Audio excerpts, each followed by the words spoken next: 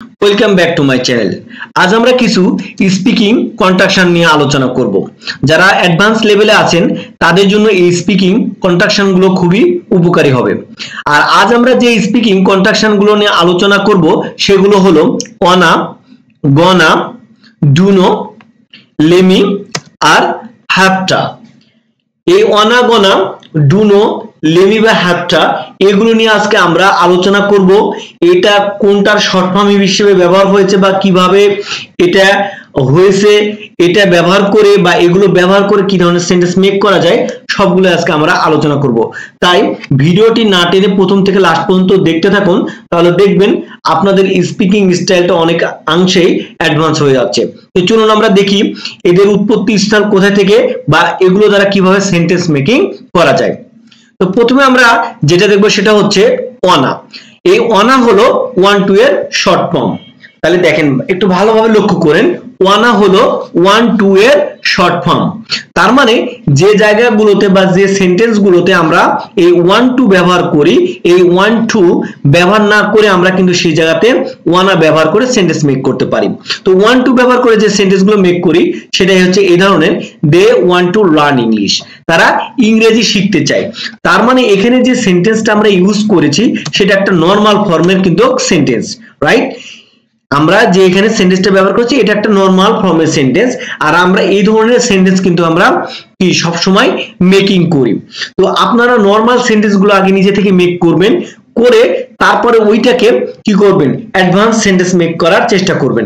কারণ আপনি আগে প্র্যাকটিস করতে হবে যে 1-2 এর জায়গায় আমরা ব্যবহার করতে পারবো, বা 1-2 এর শর্ট ফর্ম হচ্ছে ওয়ানা, রাইট? তাহলে 1-2 দিয়ে আপনি আগে সেন্টেন্স মেক করেন এবং সেই সেন্টেন্স গুলোকে কনভার্ট করেন ওয়ানা দিয়ে, রাইট? কিভাবে দেখেন, এখানে বলা হচ্ছে দে ওয়ানা লার্ন ইংলিশ, তারা ইংরেজি শিখতে চায়।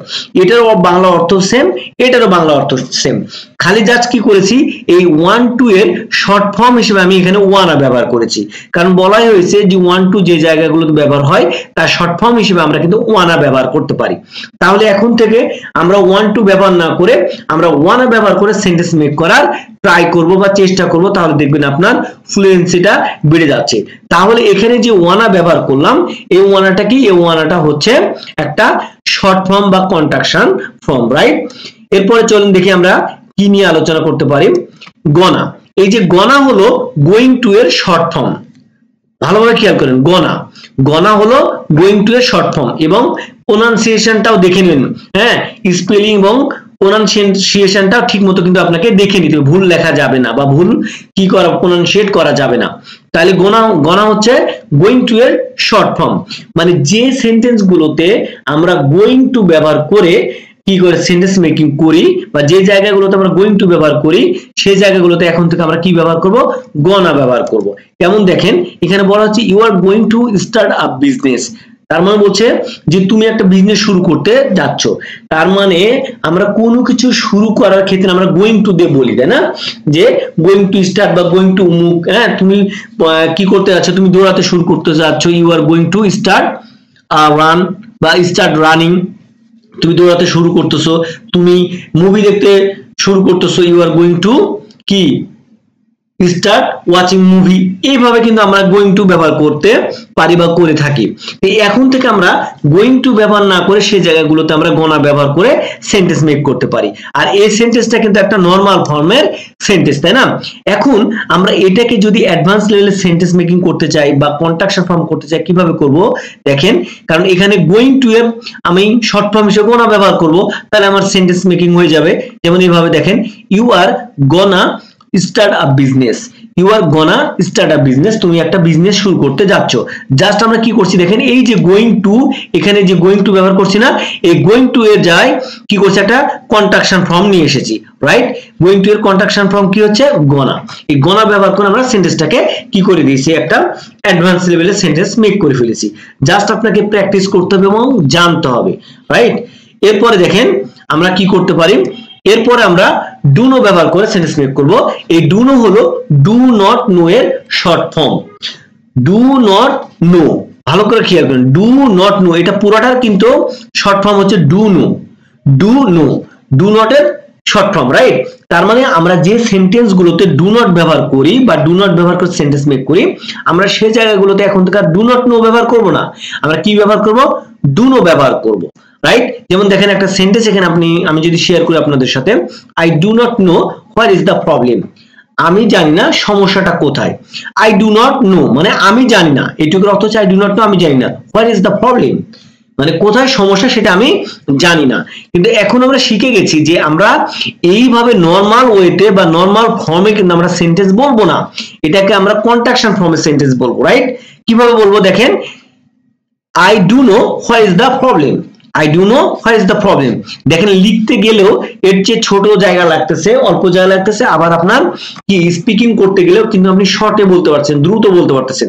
দেখেন আপনি যখন এই সেন্টেন্সটা বলতেছেন I do not know what is the problem, আপনাকে এইভাবে বলতে হবে। কিন্তু আপনি যখন ডু নট নো এর কন্ট্রাকশন ফর্ম ব্যবহার করছেন তখন বলছেন I do know what is the problem, I do know what is the problem. মানে আপনার কি হচ্ছে, ফ্লুয়েন্সিটা একটু দ্রুত হচ্ছে, ফ্লুয়েন্সি হচ্ছে, তাই না?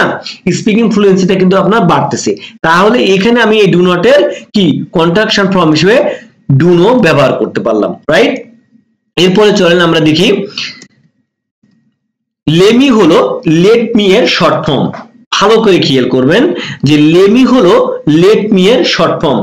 তার মানে যে সেন্টেন্স গুলো আমরা লেট মি দিয়ে শুরু করি বা লেট মি দিয়ে আমরা সেন্টেন্স মেক করি, সেই জায়গাগুলোতে আমরা এখন থেকে লেট মি এর পরিবর্তে বা শর্ট ফর্ম হিসেবে আমরা লেমি ব্যবহার করতে পারবো, রাইট? যেমন এখানে একটা নরমাল সেন্টেন্স বলা হচ্ছে লেট মি চেক ফার্স্ট, তাই না? কোনো কিছু আমাদেরকে প্রথমে পরীক্ষা করতে বা চেক করতে বললে আমরা এইভাবে বলি let me check first. Let me এর বাংলা অর্থ হচ্ছে কি, অনুমতি দেওয়া বা সুযোগ দেওয়া। লেট মি মানে আমাকে করতে দাও, রাইট? আমাকে করতে দাও। লেট মি চেক ফার্স্ট বা লেট মি কি টক ফার্স্ট, আমাকে আগে বলতে দাও। বা let me speak first, let me see first, তাই না? বা লেট মি সিট ফার্স্ট, আমাকে আগে বসতে দাও। আপনি এভাবে অনেক সেন্টেন্স কি নিজে থেকে প্র্যাকটিস করতে পারেন এবং সেই জায়গাগুলোতে লেট মি এর শর্ট ফর্ম হিসেবে আপনি লেমি ব্যবহার করতে পারেন, তাই না? কারণ এটা হচ্ছে একটা কি নরমাল ফর্মের সেন্টেন্স।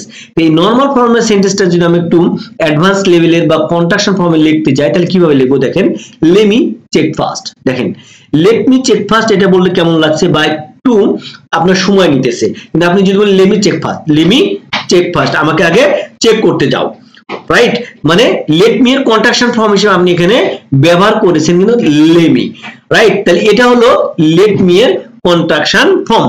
এভাবে তাহলে আপনি কিন্তু সেন্টেন্স কি করতে পারেন, অ্যাডভান্স লেভেলে করতে পারেন যদি কন্ট্রাকশন ফর্ম আপনি ব্যবহার করতে পারেন বা জানেন, রাইট? এরপরে চলেন দেখি আমাদের জন্য কি আছে।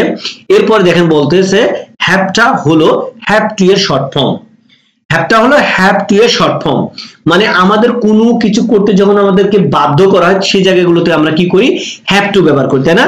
যেমন I have to go, I have to read, I have to wash, I have to eat, আমাকে খেতে হয়, আমাকে যেতে হয়, এই ধরনের কথা বলতে গেলে আমরা কিন্তু হ্যাভ টু ব্যবহার করে কি করি, সেন্টেন্স মেক করি। কিন্তু এখানে বলা হচ্ছে এখন থেকে আমরা ওই হ্যাভ টু ব্যবহার না করে সেই জায়গায় কিন্তু আমরা হ্যাভটা ব্যবহার করতে পারি, কারণ হ্যাভ টু এর এটার শর্ট ফর্ম হচ্ছে হ্যাভটা।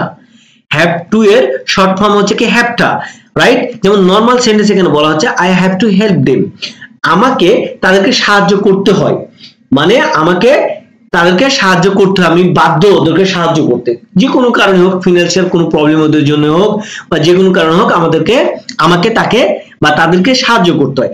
এই যে হ্যাভ টু বলতেছি এটা একটা কিন্তু নরমাল ফর্মের সেন্টেন্স। আমরা এখন থেকে এই নরমাল ফর্মের সেন্টেন্স না বলে আমরা এই যে হ্যাভ টু এর কি শর্ট ফর্ম ব্যবহার করব। কিভাবে ব্যবহার করব দেখেন, বলছে I have to help them, আমাকে তাদেরকে সাহায্য করতে হয় বা হেল্প করতে হয়, I have to help them. তাহলে আমরা এই জায়গায় হ্যাভ টু এর কন্ট্রাকশন ফর্ম হিসেবে হ্যাভটা ব্যবহার করেছি। তাহলে এইভাবে কিন্তু আমরা বিভিন্ন শর্ট ফর্মের কি বিভিন্ন ওয়ার্ডের শর্ট ফর্ম হিসেবে আমরা ব্যবহার করতে পারি।